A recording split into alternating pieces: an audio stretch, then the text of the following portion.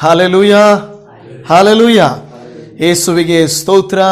Praise the lord. ಎಲ್ಲರಿಗೂ ನಮ್ಮ ಕರ್ತನಾದ ಯೇಸು ಕ್ರಿಸ್ತನ ಪ್ರೀತಿಯುಳ್ಳ ಪರಿಶುದ್ಧವಾದ ನಾಮದಲ್ಲಿ ವಾಕ್ಯಗಳನ್ನು ಇಲ್ಲಿ ಕೇಳುತ್ತಿರುವವರು ಮತ್ತು ನಂತರ ದೇವರ ವಾಕ್ಯವನ್ನು ನೋಡುತ್ತಿರುವಂಥ ನಿಮ್ಮೆಲ್ಲರಿಗೂ ನಮ್ಮ ರಕ್ಷಕನು, ನಮ್ಮನ್ನು ಪಾಪಗಳಿಂದ ಬಿಡಿಸುವಾತನು, ನಮ್ಮ ಸಕಲ ವಿಧವಾದ ಸಂಕಷ್ಟಗಳಿಂದಲೂ ಚಿಂತೆಗಳಿಂದಲೂ ನಮ್ಮನ್ನು ಬಿಡುಗಡೆ ಮಾಡಲಿಕ್ಕಿರುವಂಥ ಯೇಸು ಕ್ರಿಸ್ತನ ನಾಮದಲ್ಲಿ ನಿಮ್ಮೆಲ್ಲರಿಗೂ ವಂದನೆಗಳು. ದೇವಜನವೇ, ಇವತ್ತು ನಾವು ಮಾತಾಡಿಕೊಳ್ಳುತ್ತಿರುವಂಥ ಅಂಶ ಚಿಂತೆ ಮಾಡಬೇಡಿರಿ. ಚಿಂತೆ ಮಾಡಬೇಡಿರಿ ಎಂಬ ಅಂಶ ಅನೇಕ ಸಾರಿ ನಾವು ಪ್ರಸಂಗಗಳಲ್ಲಿ ಕೇಳಿಸಿಕೊಂಡರೂ, ವಾಕ್ಯಗಳಿಂದ ಓದಿದರೂ ಕೂಡ ಮತ್ತೆ ಮತ್ತೆ ನಾವು ಚಿಂತೆ ಮಾಡುತ್ತಾ ಇರುತ್ತೇವೆ.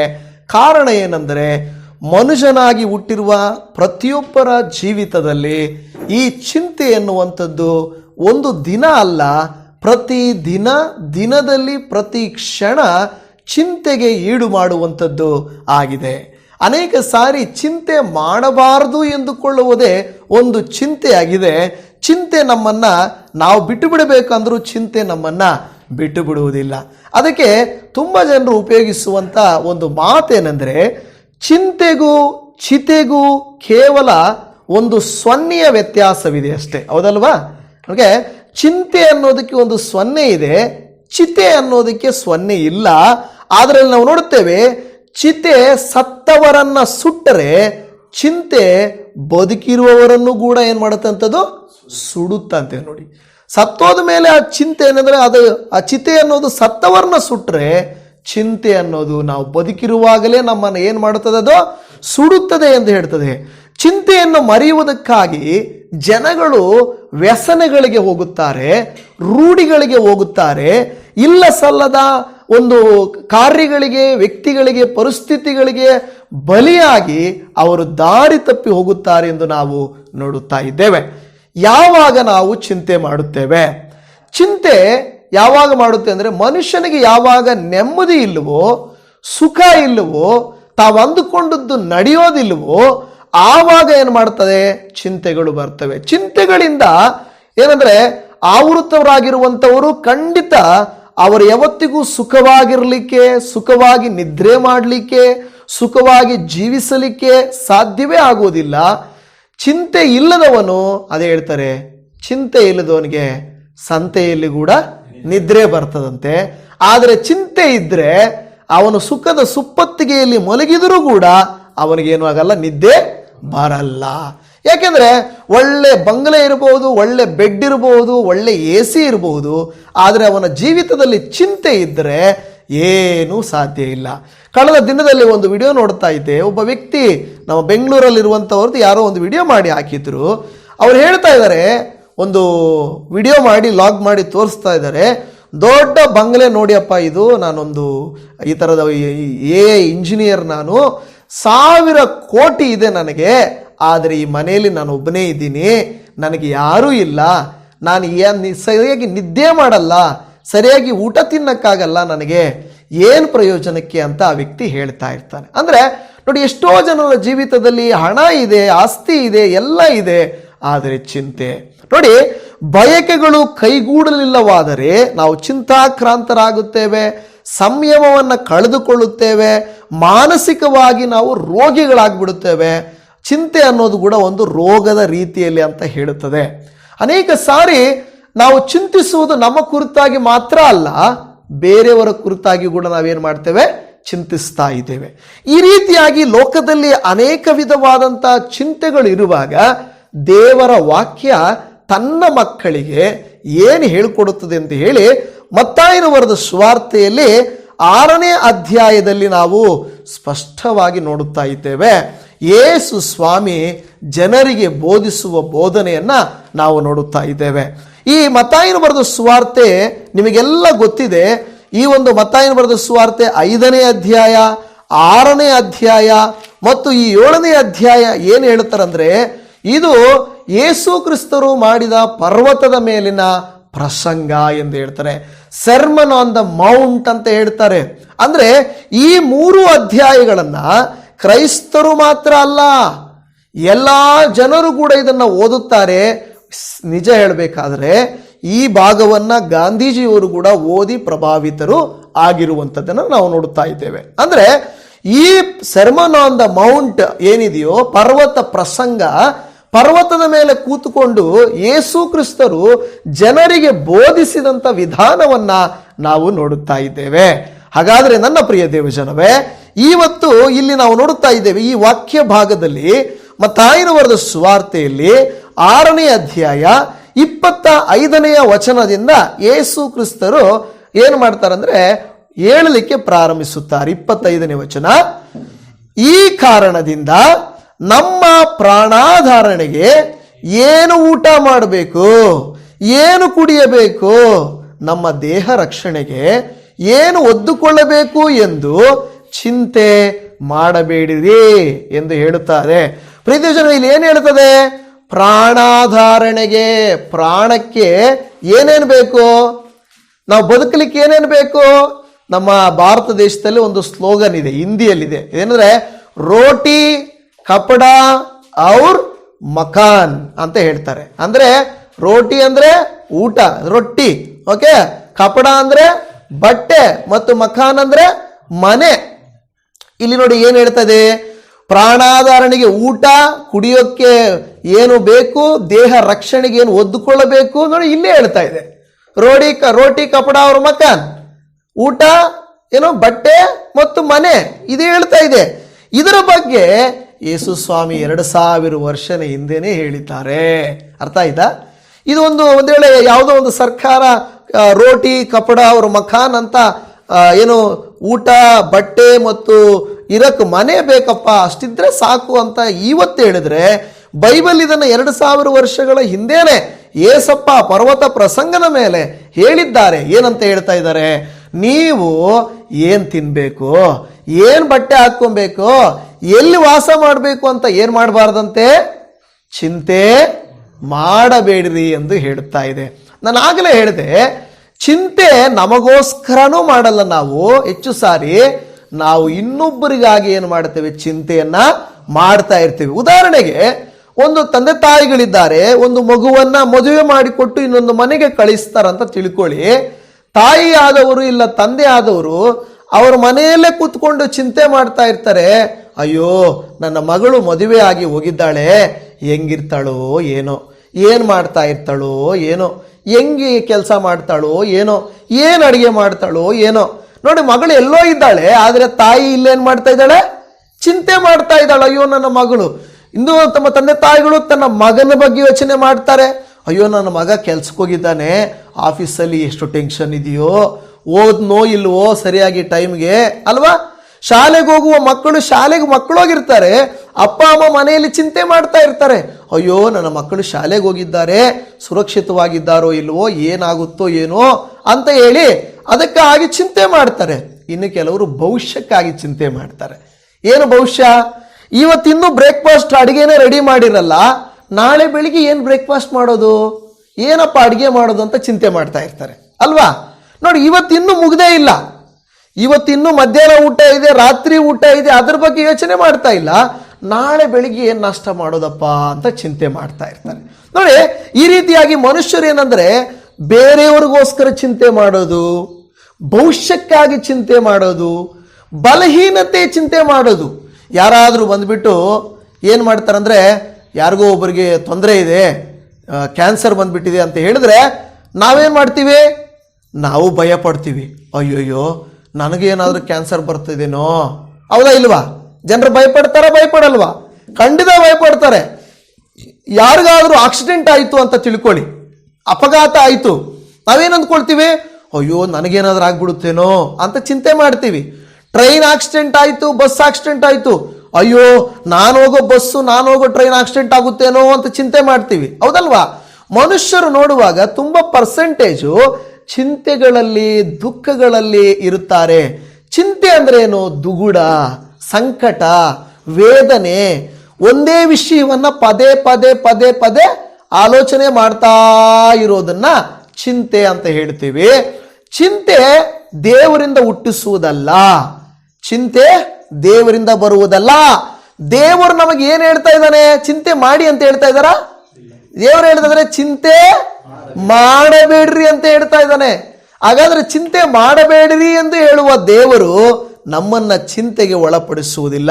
ನೋಡಿ, ಈ ಮತ್ತಾಯನು ಬರೆದ ಸುವಾರ್ತೆಯಲ್ಲಿ 6ನೇ ಅಧ್ಯಾಯ 25ನೇ ವಚನ ಇನ್ನೇನು ಹೇಳ್ತದೆ? ನಮ್ಮ ದೇಹ ರಕ್ಷಣೆಗೆ ಏನು ಒದ್ದುಕೊಳ್ಳಬೇಕು ಎಂದು ಚಿಂತೆ ಮಾಡಬೇಡಿರಿ ಎಂದು ಹೇಳ್ತಾ ಇದೆ. 27ನೇ ವಚನವನ್ನು ಓದ್ರಿ. ಚಿಂತೆ ಮಾಡಿ ಮಾಡಿ ಒಂದು ಮೊಳ ಉದ್ದ, ಚಿಂತೆ ಮಾಡಿ ಮಾಡಿ ಒಂದು ಮೊಳ ಉದ್ದ ಬೆಳೆಯುವುದು ನಿಮ್ಮಲ್ಲಿ ಯಾರಿಂದ ಆದೀತು? ಇದಲ್ಲದೆ ನೀವು ಉಡುಪಿನ ವಿಷಯದಲ್ಲಿ ಚಿಂತೆ ಮಾಡುವುದೇಕೆ ಅಂತ ಹೇಳ್ತಾ ಇದೆ. ಈಗ ಎಷ್ಟು ಸಾರಿ ಆಯಿತು? 3 ಸಾರಿ ಆಯಿತು, ಹೌದಲ್ವಾ? 25ನೇ ವಚನದಲ್ಲಿ ಚಿಂತೆ ಮಾಡಬೇಡಿರಿ ಅಂತ ಹೇಳ್ತಾ ಇದೆ. 27ನೇ ವಚನದಲ್ಲಿ ಚಿಂತೆ ಮಾಡಿ ಏನು ಪ್ರಯೋಜನ ಇದೆ, ಚಿಂತೆ ಮಾಡುವುದೇಕೆ ಅಂತ 28ನೇ ವಚನ ಹೇಳುತ್ತದೆ.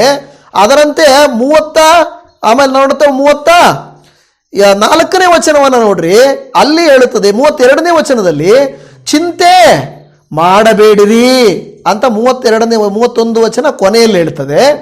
34ನೇ ವಚನದಲ್ಲಿ ಕೂಡ ಚಿಂತೆ ಮಾಡಬೇಡಿರಿ ಎಂದು ಹೇಳ್ತಾ ಇದೆ. ಅಲ್ಲಿಗೆ ಎಷ್ಟು ಸಾರಿ ಆಯಿತು? 1, 25, 27, 28, 32, 34, 5 ಸಾರಿ ಇಷ್ಟು ವಾಕ್ಯದಲ್ಲಿ ಏಸಪ್ಪ ಏನ್ ಹೇಳ್ತಾ ಇದ್ದಾರೆ? ಚಿಂತೆ ಮಾಡಬೇಡ್ರಿ. ಬೇರೆ ಕಡೆ ಅಲ್ಲ, ಇದೇ ಜಾಗದಲ್ಲಿ ಚಿಂತೆ ಮಾಡಬೇಡ್ರಿ. ಯೇಸು ಸ್ವಾಮಿ ಅಲ್ಲಿದ್ದವರಿಗೆಲ್ಲ ಕ್ಲಿಯರ್ ಆಗಿ ಹೇಳ್ತಾ ಇದ್ದಾರೆ, ಹೌದಪ್ಪ, ನಿನಗೆ ಟೆನ್ಷನ್ ಇದೆ, ಕುಟುಂಬದ ಸಮಸ್ಯೆಗಳಿದ್ದಾವೆ, ಆರೋಗ್ಯದ ಸಮಸ್ಯೆ ಇದೆ, ಸಾಮಾಜಿಕವಾಗಿ ನಿನಗೆ ವಿರೋಧಗಳಿದ್ದಾವೆ, ಹಿಂಸೆಗಳಿದ್ದಾವೆ. ಆದರೆ ನೀನು ತಿನ್ನೋದಕ್ಕೋಸ್ಕರ, ಕುಡಿಯೋದಕ್ಕೋಸ್ಕರ, ಬಟ್ಟೆ ಹಾಕೋದಕ್ಕೋಸ್ಕರ, ಮಲಗೋದಕ್ಕೋಸ್ಕರ, ನಾಳೆ ಏನ್ ನಡೆಯುತ್ತೋ ಹೇಗಾಗುತ್ತೋ ಎನ್ನುವುದರ ಕುರಿತಾಗಿ ನೀನೇನ್ ಮಾಡಬೇಡ, ಚಿಂತೆ ಮಾಡಬೇಡ. ಯಾಕೆ ದೇವರು ಈ ರೀತಿಯಾಗಿ ಹೇಳ್ತಾ ಇದ್ದಾರೆ ಅಂದ್ರೆ, ಚಿಂತೆ ಮಾಡುವ ಬದಲಾಗಿ ನಾವು ಏನು ಮಾಡ್ಬೇಕಂತೆ ನೋಡಿ. ಕೆಲವು ವಾಕ್ಯಗಳನ್ನ ನಾವು ಇಲ್ಲಿ ನೋಡ್ತೇವೆ. ಯಾಕೆ ನಾವು ಚಿಂತೆ ಮಾಡಬಾರ್ದು ಅನ್ನೋದಕ್ಕೆ ದೇವರು ಏನು ಹೇಳ್ತಾ ಇದ್ದಾರೆ ಅಂತ ನಾವು ನೋಡೋಣ ಮೊದಲನೇದಾಗಿ. ಓಕೆನಾ? ಈಗ ನಾವು ನೋಡೋಣ. ಚಿಂತೆ ಮಾಡದೇ ಇರಬೇಕಾದ್ರೆ ಮತ್ತಾಯ 6ನೇ ಅಧ್ಯಾಯ 26ನೇ ವಚನದಲ್ಲಿ ನಾವು ಕೊನೆಯ ಭಾಗದಲ್ಲಿ ಒಂದು ಮಾತನ್ನ ನಾವು ನೋಡುತ್ತಾ ಇದ್ದೇವೆ. ಆದಾಗ್ಯೂ ಪರಲೋಕದಲ್ಲಿರುವ ನಿಮ್ಮ ತಂದೆಯು ಅವುಗಳನ್ನು ಸಾಕಿ ಸಲಹುತ್ತಾನೆ, ಅವುಗಳಿಗಿಂತ ನೀವು ಹೆಚ್ಚಿನವರಲ್ಲವೋ ಅಂತ ಹೇಳ್ತಾ ಇದೆ. Hallelujah, hallelujah. ಇಲ್ಲಿ ಗಮನಿಸ್ರಿ, ಏನು ಹೇಳ್ತಾ ಇದೆ ಗಮನಿಸ್ರಿ. ಯಾಕೆ ಚಿಂತೆ ಮಾಡಬಾರ್ದಂತೆ ನಾವು? ದೇವರು ಸಾಕಿ ಸಲಹುತ್ತಾನಂತೆ. ಏನ್ ಮಾಡ್ತಾರಂತೆ? ದೇವರು ಸಾಕಿ ಸಲಹುತ್ತಾನಂತೆ. ನೋಡಿ, ಈಗ ದೇವರ ವಾಕ್ಯ ಉದಾಹರಣೆ ಹೇಳ್ತಾ ಇದೆ. ಏನಂತ ಹೇಳ್ತಾ ಇದೆ? ಆಕಾಶದಲ್ಲಿ ಹಾರಾಡುವ ಹಕ್ಕಿಗಳನ್ನ, ಪಕ್ಷಿಗಳನ್ನ ನೀವು ನೋಡಿರಿ, ಅವು ಏನು ಮಾಡೋದಿಲ್ಲ, ಬಿತ್ತುವುದಿಲ್ಲ, ಕೊಯ್ಯುವುದಿಲ್ಲ, ಅವು ಕಣಜಗಳಲ್ಲಿ ತುಂಬಿಸಿಟ್ಟುಕೊಳ್ಳುವುದಿಲ್ಲ. ಮಾಡ್ತಾವವು. ಮನುಷ್ಯರೇ ಏನ್ ಮಾಡ್ತಾರಂದ್ರೆ, ತುಂಬಿಸಿಟ್ಕೊಂಡು ಎಲ್ಲ ಎತ್ತಿಟ್ಕೊಂಡು ರೇಷನ್ ಬೇಕು, ನಾಳೆಗೆ ಬೇಕು, ತಿಂಗಳಿಗೆ ಬೇಕು, ಅಯ್ಯೋ ಇವಾಗ ಕೊಡೋದು ತಗೊಂಡಿಟ್ಕೊಬೇಕು ಅಂತ ಹೇಳ್ಕೊಡ್ತಾರೆ. ಆದರೆ ಪಕ್ಷಿಗಳೇನ್ ಮಾಡೋದಿಲ್ಲ, ಇದು ಯಾವುದೂ ಮಾಡೋದಿಲ್ಲ. ಅವು ಬಿತ್ತೋದು ಇಲ್ಲ, ಕೊಯ್ಯೋದು ಇಲ್ಲ, ಕಣಜಗಳು ಇಲ್ಲ ಅವುಗಳಿಗೆ.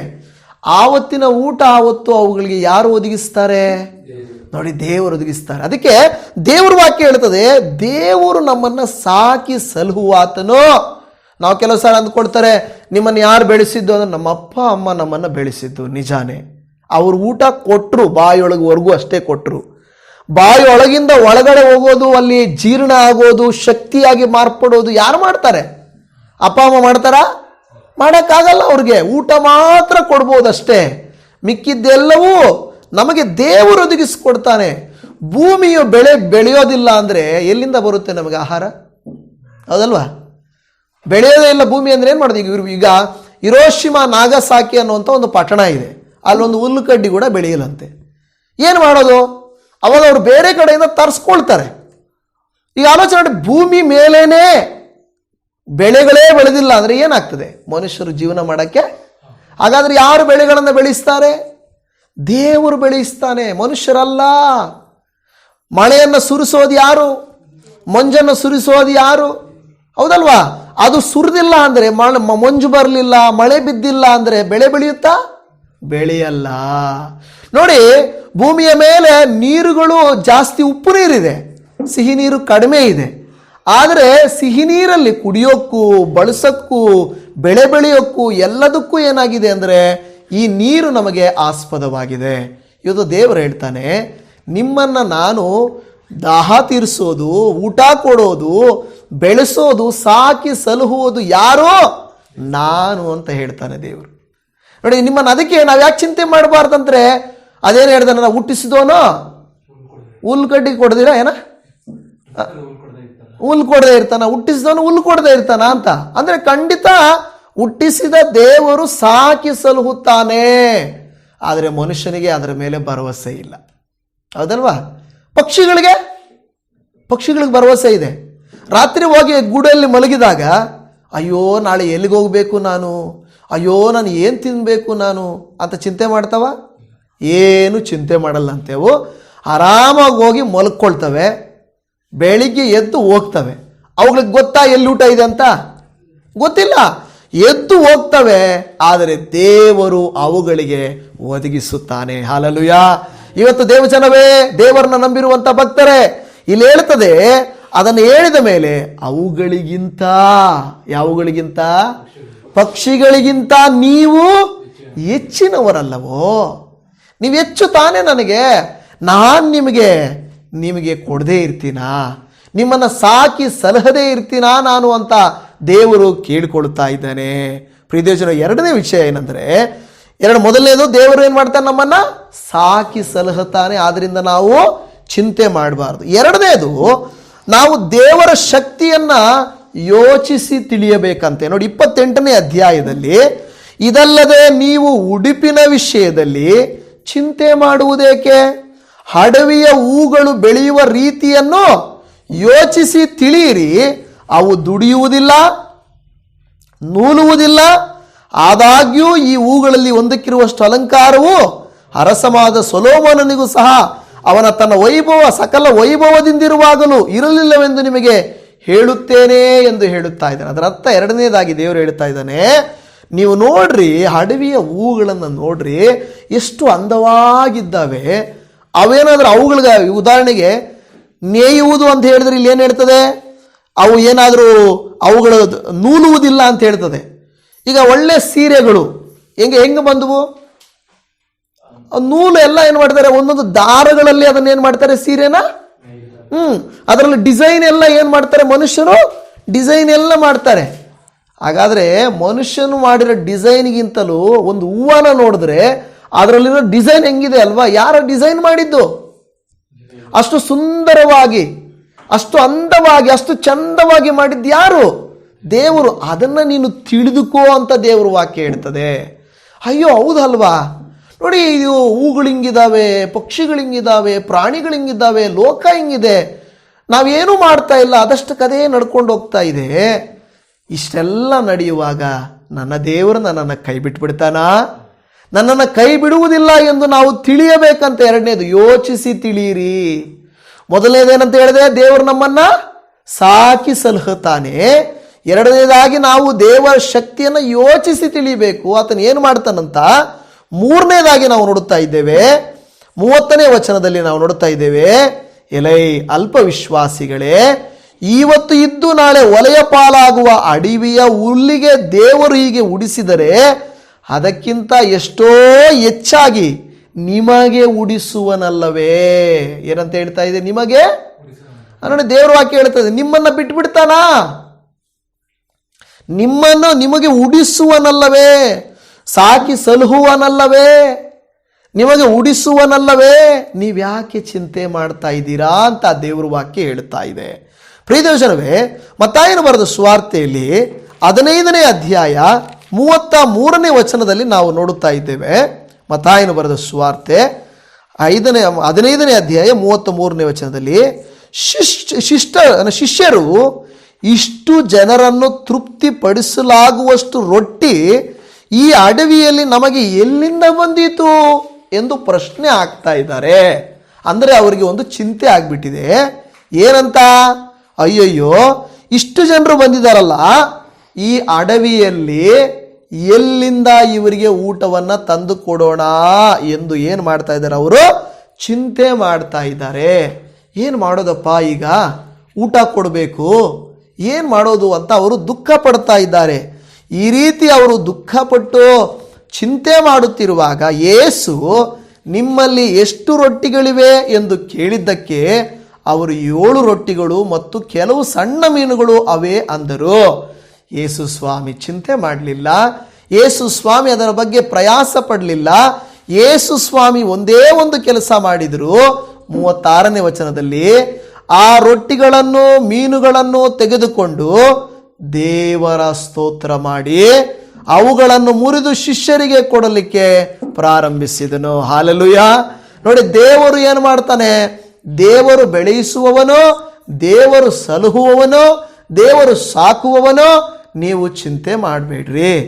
ಮಕ್ಕಳು ಶಾಲೆಗೆ ಹೋಗಿದ್ದಾರೆ ಅಂತ ನೀವು ಮನೆಯಲ್ಲಿ ಚಿಂತೆ ಮಾಡಿದ್ರೆ ಅವರು ಸುರಕ್ಷಿತವಾಗಿರ್ತಾರಾ?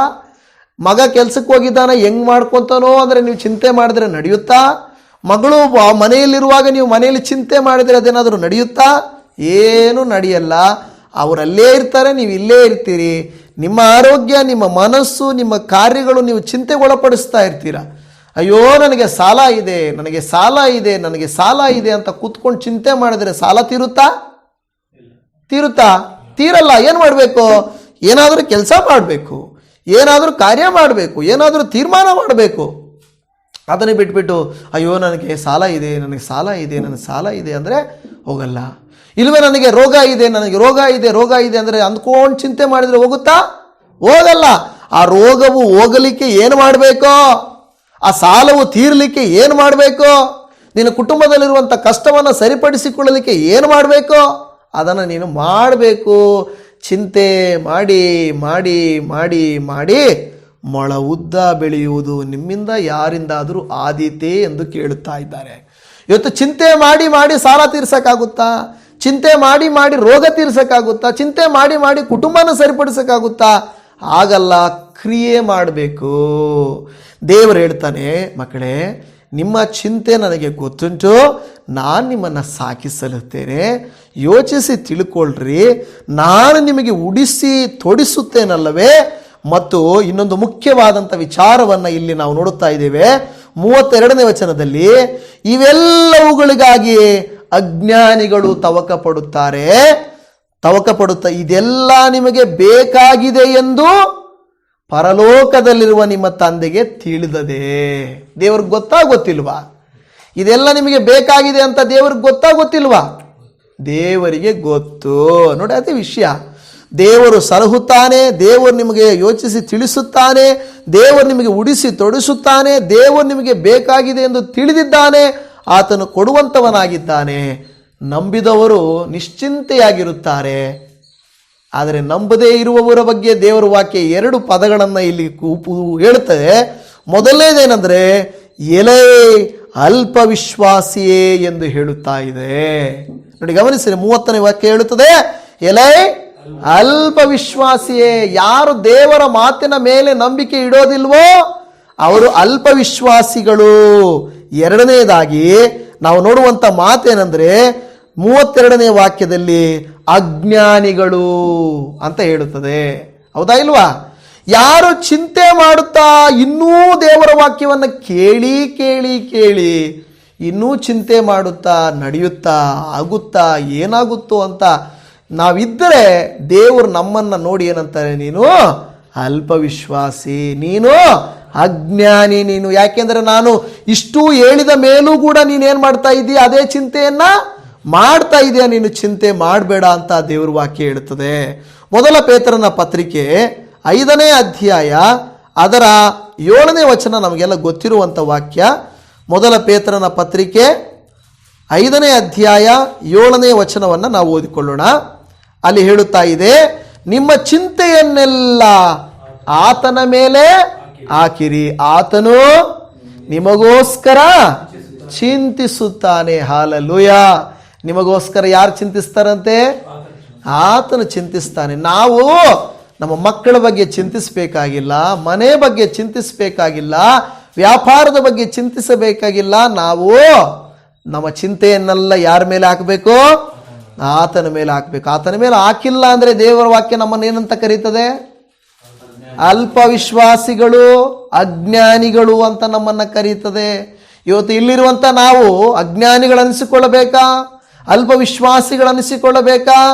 ಬೇಡ ದೇವಜನವೇ, ಆ ರೀತಿಯಾಗಿ ನಾವು ಅನಿಸಿಕೊಳ್ಳುವುದು ಬೇಡ. ನಾವು ದೇವರಿಂದ ಜ್ಞಾನಿಗಳನ್ನಿಸಿಕೊಳ್ಳಬೇಕು, ವಿಶ್ವಾಸಿಗಳನ್ನಿಸಿಕೊಳ್ಳಬೇಕು. ಆಗ ನಮಗೆ ದೇವರು ಹೇಳ್ತಾರೆ, ಮಕ್ಕಳೇ, ನಾನು ಇಷ್ಟೆಲ್ಲ ಸೃಷ್ಟಿಯನ್ನೆಲ್ಲ ಪರಿಪಾಲಿಸುತ್ತಿರುವ ನಾನು ನಿನ್ನನ್ನು ಪರಿಪಾಲಿಸುವುದಿಲ್ವಾ? ನಿನ್ನನ್ನು ನೋಡ್ಕೊಳ್ಳೋದಿಲ್ವಾ? ನಿನಗೆ ಬೇಕಾದದನ್ನು ನಾನು ಕೊಡೋದಿಲ್ವಾ? ನಾನು ಎಲ್ಲ ಮಾಡ್ತೀನಿ, ನಾನು ಸಾಕಿ ಸಲ್ಲಿಸ್ತೇನೆ, ನಾನು ಪೋಷಿಸ್ತೇನೆ, ನಾನು ಬೇಕಾಗಿರುವಂಥ ಎಲ್ಲವನ್ನ ನಿನಗೆ ನಾನು ಕೊಡುತ್ತೇನೆ ಎಂದು ದೇವರು ಹೇಳುತ್ತಾ ಇದ್ದಾರೆ. ಕೀರ್ತನೆಗಳ ಗ್ರಂಥದಲ್ಲಿ 55ನೆಯ ಕೀರ್ತನೆ 22ನೆಯ ವಾಕ್ಯ, ಇದೆಲ್ಲ ನಮಗೆ ಗೊತ್ತಿರುವಂಥ ವಾಕ್ಯಗಳೇ. ಅಲ್ಲಿ ಹೇಳುತ್ತದೆ, ಕೀರ್ತನೆ 55:22ನೆಯ ವಾಕ್ಯ, ನಿನ್ನ ಚಿಂತಾಭಾರವನ್ನು ಯೆಹೋವನ ಮೇಲೆ ಹಾಕು, ಆತನು ನಿನ್ನನ್ನ ಉದ್ಧಾರ ಮಾಡುವನು, ನೀತಿವಂತನನ್ನ ಎಂದಿಗೂ ಕದಲಗೊಳಿಸನು. ಹಲ್ಲೆಲೂಯಾ. ನೋಡಿ, ದೇವರ ವಾಕ್ಯ ಹೇಳ್ತಾ ಇದೆ, ಏನ್ ಮಾಡ್ಬೇಕಂತ? ನಮ್ಮ ಚಿಂತಾಭಾರವನ್ನೆಲ್ಲ ಯೆಹೋವನ ಮೇಲೆ ಹಾಕು, ಆತನೇ ಎಲ್ಲವನ್ನು ನಿನಗೋಸ್ಕರವಾಗಿ ಚಿಂತಿಸುತ್ತಾನೆ ಎಂದು ಹೇಳುತ್ತಾ ಇದೆ. ಪ್ರಿಯ ದೇವ ಸಹೋದರಿ ಸಹೋದರ, ಇವತ್ತು ಯಾವುದಕ್ಕಾಗಿ ಚಿಂತೆ ಮಾಡ್ತಾ ಇದ್ದೀರಾ? ಯಾವುದಕ್ಕಾಗಿ ಚಿಂತೆ ಮಾಡ್ತಾ ಇದ್ದೀರಾ?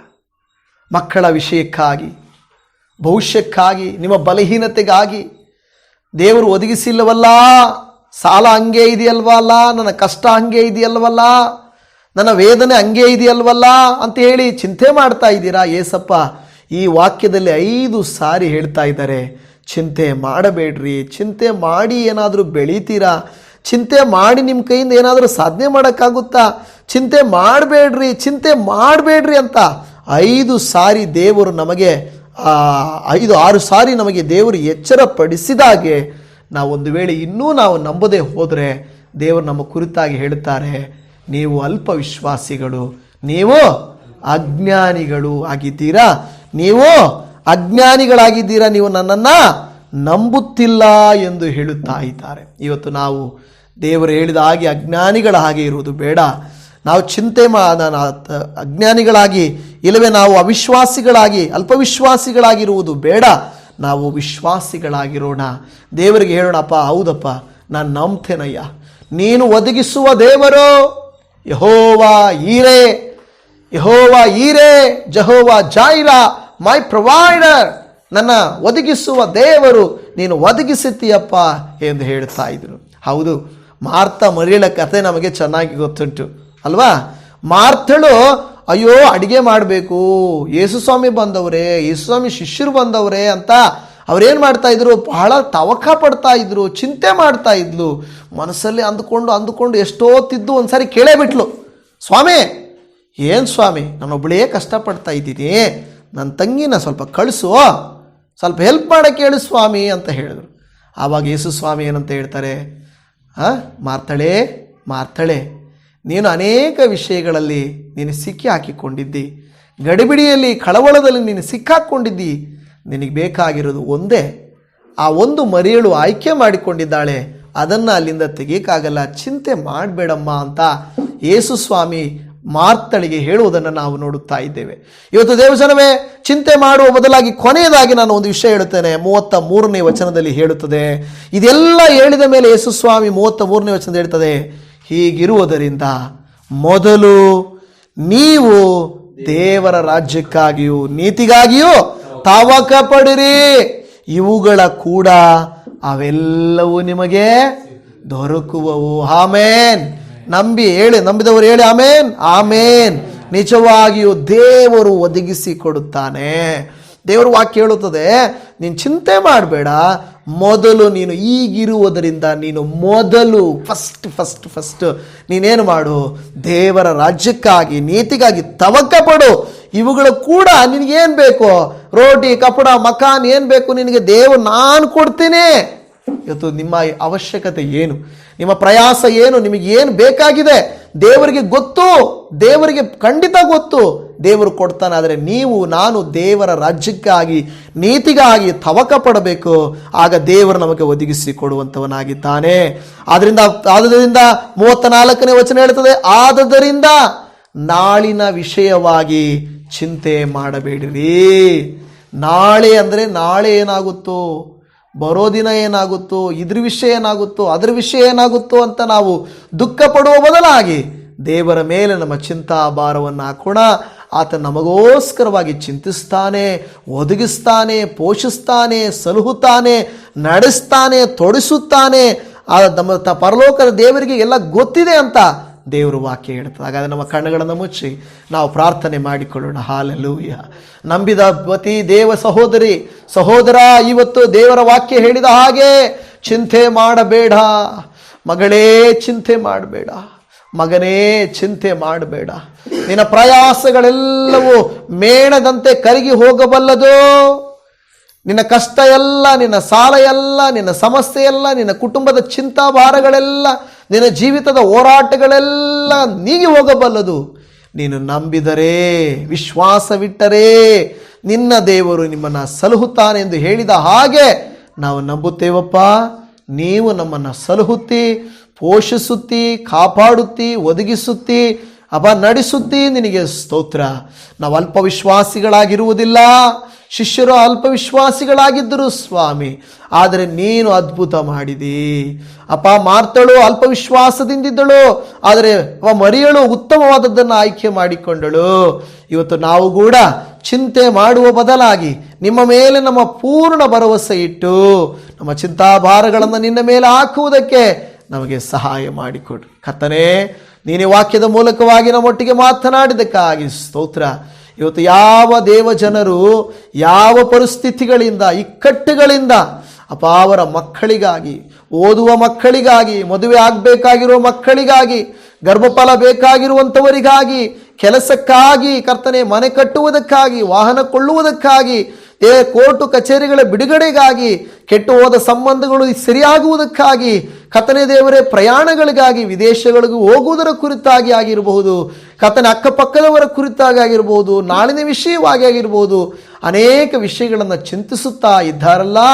ಇವತ್ತಿನಿಂದ ಇವರು ನನ್ನ ದೇವರು ನೋಡ್ಕೊಳ್ತಾನೆ, ನಾನು ಯಾಕೆ ಚಿಂತೆ ಮಾಡಬೇಕು, ನನ್ನ ಕರ್ತನು ಒದಗಿಸ್ತಾನೆ, ನಾನು ಯಾಕೆ ಬಾಧೆ ಪಡಬೇಕೆಂದು ವಿಶ್ವಾಸದಿಂದಿರುವಾಗ ಕರ್ತನೇ ದೇವರೇ ನೀವೇ ನಮ್ಮೆಲ್ಲರನ್ನ ಕರುಣಿಸಿ ಅವರವರ ಅವಶ್ಯಕತೆಗೆ ತಕ್ಕಂತೆ, ಈ ವಾಕ್ಯಕ್ಕೆ ತಕ್ಕಂತೆ ನೀನು ಹೇಗೆ ಅಪ್ಪ ದೇವರೇ ಅಲ್ಲಿ ನಾವು ನೋಡುತ್ತೇವೆ, ಹೇಗೆ ನೀನು 5 ರೊಟ್ಟಿ 2 ಮೀನನ್ನು ಕರ್ತನೆ ದೇವರೇ 5,000 ಜನರಿಗೆ ಅಪ್ಪ ಹಂಚಿಕೊಟ್ಟಿಯೋ, ಅದೇ ರೀತಿಯಲ್ಲಿ ಇವತ್ತು ನಾವು ನೋಡಿದಂಥ ವಾಕ್ಯದಲ್ಲಿಯೂ 4,000 ಜನರಿಗೆ ನೀನು ಹೇಗೆ ಊಟವನ್ನು ಹಂಚಿಕೊಟ್ಟಿಯೋ, ಅದೇ ರೀತಿಯಲ್ಲಿ ನೀವು ನಮಗೆ ಕರ್ತನೆ ಆಹಾರವನ್ನಾಗಲಿ ಎಲ್ಲವನ್ನು ಕೊಡಲಿಕ್ಕೆ ಶಕ್ತನಾಗಿದ್ದೇ. ನಿನ್ನ ನಾಮಕ್ಕೆ ಸ್ತೋತ್ರ. ಉಡಲಿಕ್ಕೂ, ಬಟ್ಟೆಯನ್ನು ತಿನ್ನಲಿಕ್ಕೆ, ಊಟವನ್ನು ಮಾಡಲಿಕ್ಕೆ, ಕೆಲಸವನ್ನು ದೇವರೇ, ಗರ್ಭಫಲವನ್ನು, ಆಶೀರ್ವಾದವನ್ನು, ಜೀವಿತದಲ್ಲಿ ಸಕ್ಸಸ್ಸನ್ನು, ಆರೋಗ್ಯವನ್ನು, ಸಾಲದಿಂದ ಬಿಡುಗಡೆಯನ್ನು ಕೊಡಲಿಕ್ಕೆ ಶಕ್ತನು. ನಿನ್ನ ನಾಮಕ್ಕೆ ಸ್ತೋತ್ರ ಸ್ವಾಮಿ. ಈ ವಿಡಿಯೋ ನೋಡಿ ಕರ್ತನೆ ದೇವರೇ, ಯಾರೆಲ್ಲ ದೇವರ ವಾಕ್ಯದಲ್ಲಿ ವಿಶ್ವಾಸವಿಟ್ಟು ಪ್ರಾರ್ಥನೆ ಮಾಡಿದ್ದಾರೋ ಅವರೆಲ್ಲರನ್ನ ನೀನು ಕರುಣಿಸಿ ಆಶೀರ್ವದಿಸಬೇಕೆಂಬುದಾಗಿ ಈ ಪ್ರಾರ್ಥನೆಯನ್ನು ಕೇಳಿದಕ್ಕಾಗಿ ಸ್ತೋತ್ರ.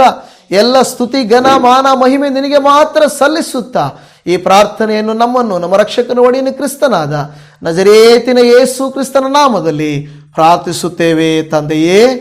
ಆಮೇನ್, ಆಮೇನ್, ಆಮೇನ್.